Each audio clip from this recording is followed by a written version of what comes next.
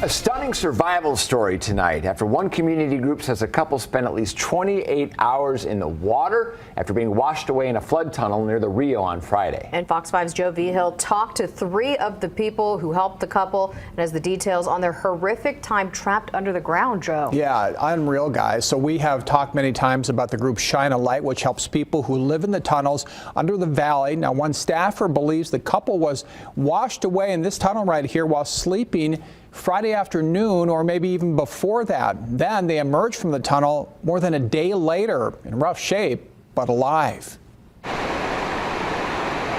Chaos in a flood tunnel on Friday night near the Rio off Dean Martin Drive. A dangerous rescue right here. A homeless man, with the help of others, rigged up a rope system to pluck his homeless friend out of storm water that slammed the tunnel.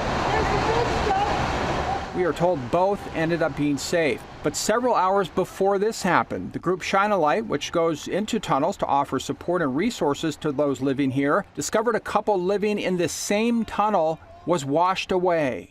So right back here is where the couple entered the tunnels. These are all separate tunnels right here, and they run underground. Now, I'm told when the water came rushing in, they were over here near Caesar's Palace just before this Rod Stewart sign right here. Again, that's Caesar's, and that's where they were underground at the time when the water came rushing in. They had a mattress on top of a bunch of crates, so the crates allowed the water to run through. They were sleeping. At first, they thought they were going to be okay.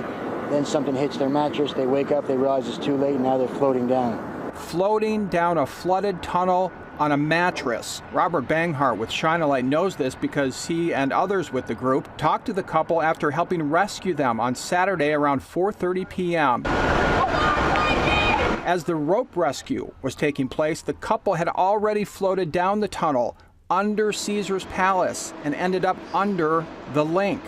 They got off the mattress. They had 2 cats, so they grabbed their cats, and the gentleman grabbed his wife. Obviously, she was not very strong, so he had to hold her and walk up as far as he could, and finally he found a spot where he could grab something and hold on. They just sat tight. Sat tight and held on to something sticking out, maybe a pipe, for a stunning 28 hours, maybe longer, not being able to move, fearing debris would slam into them and they would get swept miles down the tunnel, which Banghart says empties into the Wetlands Park. I think she had the cats and he was holding her. He was holding her with one arm and holding this piece with another arm. When the water finally calmed down, the couple walked back up the tunnel where they entered it. This is Shine a Light staff helping first responders carry the man to safety. Brian Johnson and William Peterson were there to help the couple before first responders arrived. It was an eye-opener for me personally. I'm just glad we're here to help them out. Thank God they're alive. So the nonprofit Shine a Light offers people in tunnels a life out of the tunnels if they want it, with immediate substance abuse treatment, help with housing, help with a job, and sticks with people through all of this. Now, Banghart says the man suffered what looked like a severe leg fracture and had many cuts. He says the couple accepted Shine a Light's offer of help after getting out of the hospital, and while they are in treatment, their cats will be fostered. So glad that they got out of there safely, but just an incredible story. So what does Shine a Light hope is the big teaching moment from all of this? Yeah, well, it says Metro and other groups, do a good job in warning people when the water is definitely coming, but they would like to see more done.